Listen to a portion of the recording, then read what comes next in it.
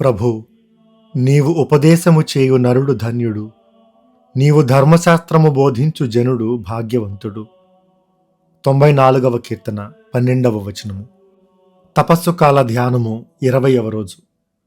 ఈరోజు సువిశేషంలో లూకాస్వార్త 11వ అధ్యాయము 14వ వచనం నుండి 23వ వచనం వరకు యేసుక్రీస్తు ఒక మోగ దయ్యాన్ని పారద్రోలినప్పుడు తనకి ఎదురైనటువంటి విమర్శని గురించి ఈరోజు సువిశేషం చెబుతుంది. ఒక్కోసారి ఏదైనా కొనడానికి మనం మార్కెట్కి కానీ లేదా కూరగాయలు కానీ ఇవన్నీ కొనడానికి వెళ్ళినప్పుడు వాళ్ళు ఒక ప్రశ్న అడుగుతుంటారు. ఇవి కొంటున్నది ఇంట్లోకైనా లేదంటే ఏదైనా ఫంక్షన్ కానీ. ఫంక్షన్కి అయితే ఒక రకమైనటువంటి వస్తువులు కూరగాయలు ఉంటాయి, ఇంట్లో వాడుకోవడానికైతే ఇంకో రకమైనటువంటి కూరగాయలు ఇస్తారు. యేసుక్రీస్తు దయ్యాన్ని పారద్రోలినప్పుడు తన విమర్శించే విధానం ఎలాగే ఉంటుంది. యేసుక్రీస్తు దయ్యాన్ని పారద్రోలితే మాత్రం ఆయన బెల్జబుల్ సాయంతో చేస్తున్నారు అని, అదే వాళ్ళ బిడ్డలు వాళ్ళకి తెలిసిన వాళ్ళు వేరే వాళ్ళు చేసినప్పుడు మాత్రం అలాంటి నింద వాళ్ళు వేయటం చూడం.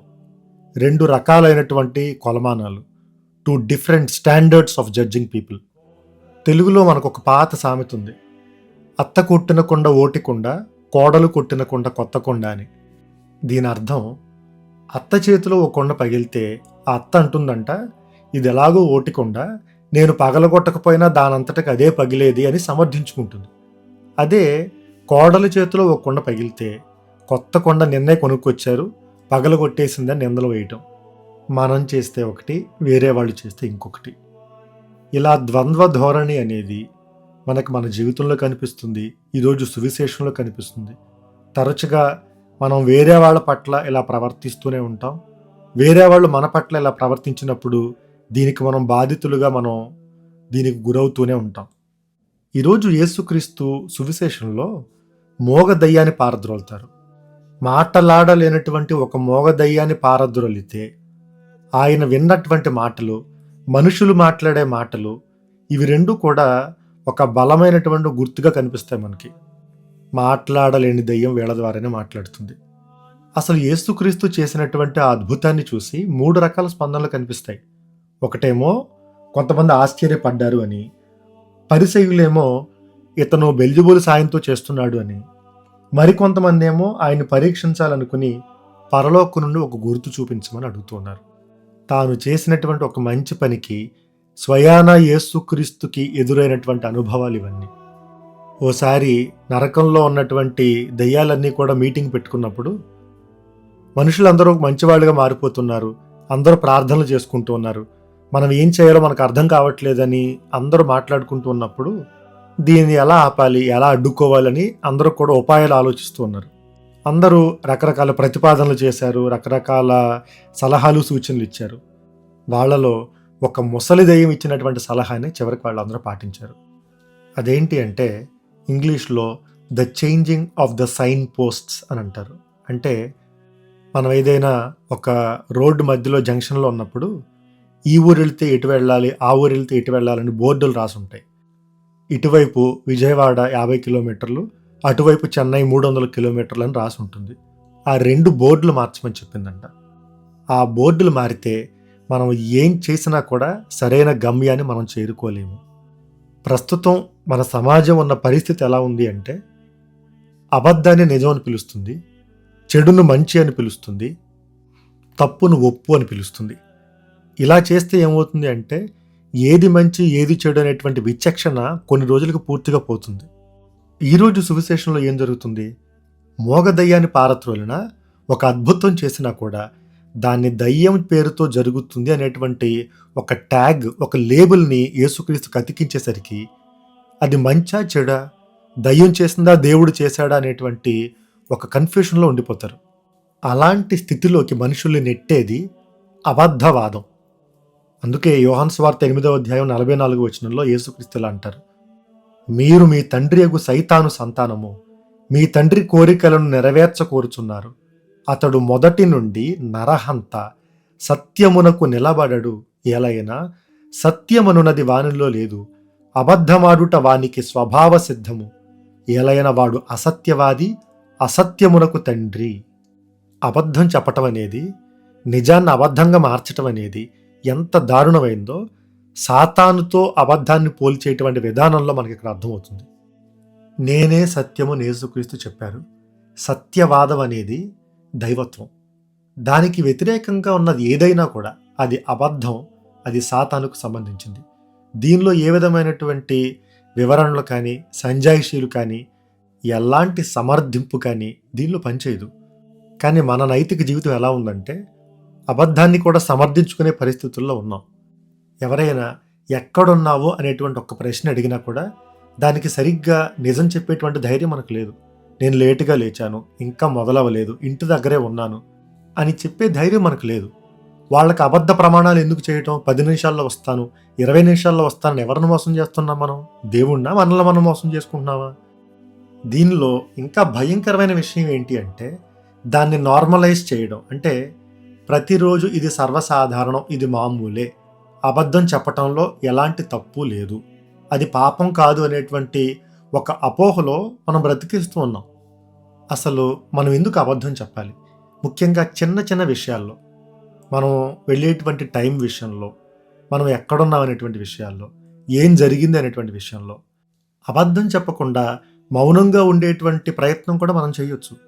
అబద్ధం చెప్పడాన్ని మనం సమర్థించుకుంటూ అసత్యవాదులుగా మనం మిగిలిపోతూ ఉన్నాం.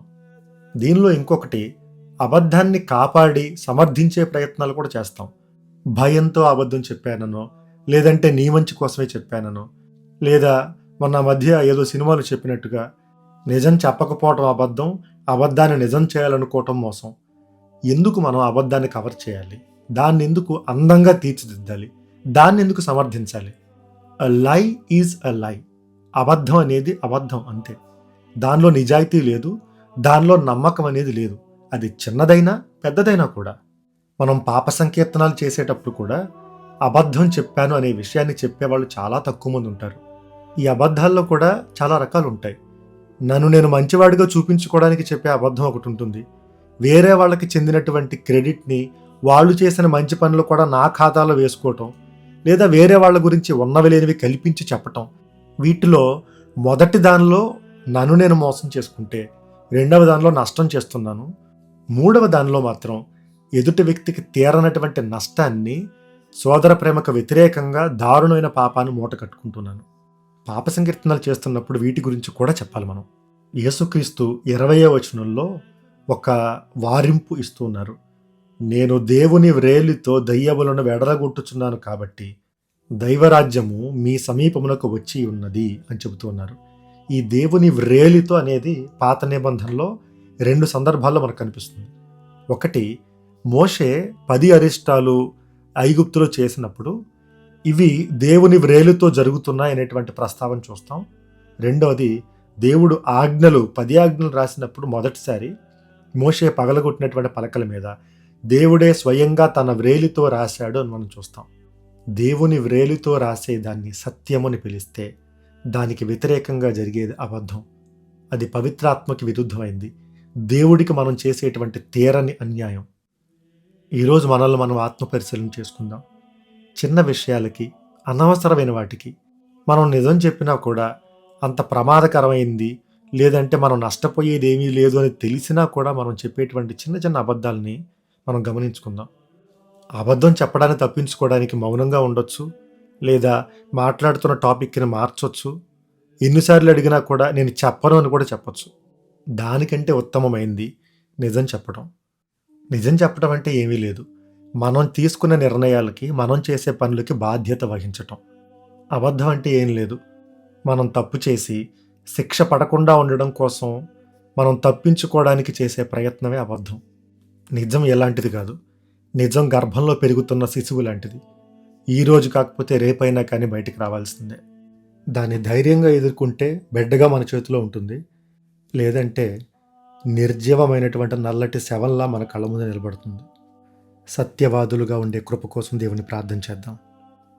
ఈరోజు మనం అర్పించేటువంటి చిరుత్యాగము, ఖచ్చితంగా రోజుకు ఒక్కసారైనా మనం ఫోన్ చేసి మాట్లాడేవాళ్ళు కొంతమంది ఉంటారు. వాళ్ళతో మాట్లాడకపోతే రోజు గడవదు అనో, లేదంటే ఏదో ఒక లోటులా ఉంటుందనో మనకు అనిపించవచ్చు.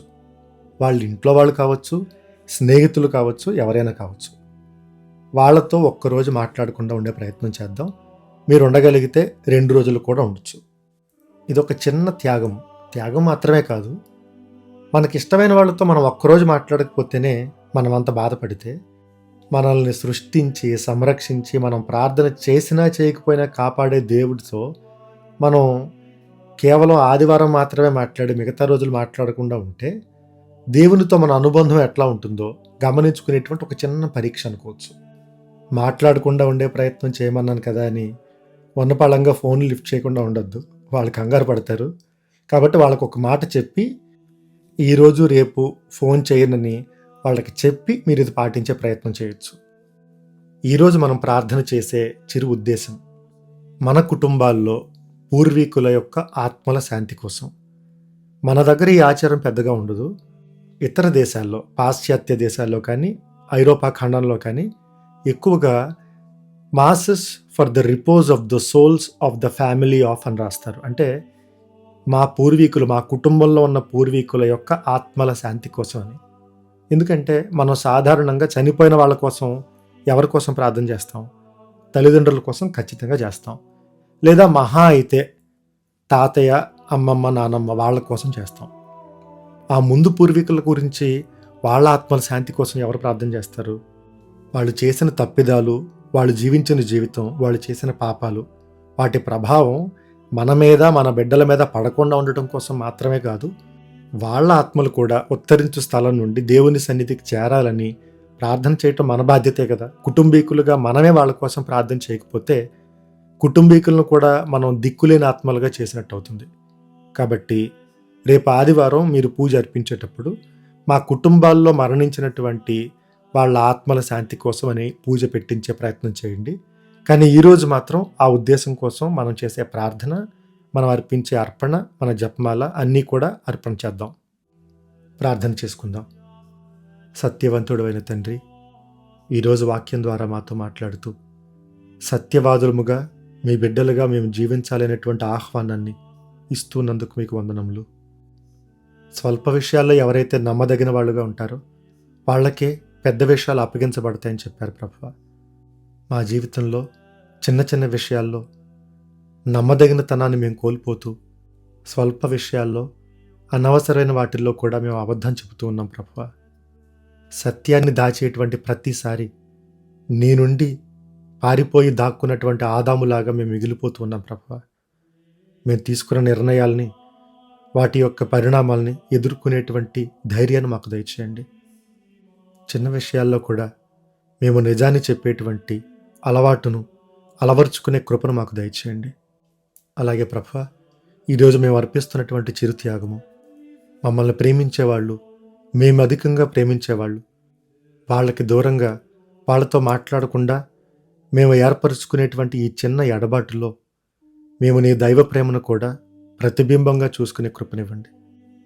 మమ్మల్ని ప్రేమించే వాళ్ళకి మేము దూరంగా ఉన్నప్పుడు మేము ఎంత బాధపడతామో అంతకంటే ఎక్కువగా మమ్మల్ని సృష్టించిన సృష్టికర్తగా, సంరక్షించి కాపాడి పోషించేటువంటి దేవుడిగా ఆ బాధను మీకు కూడా ఇస్తున్నామనేటువంటి గమనింపును మాకు దయచేయండి.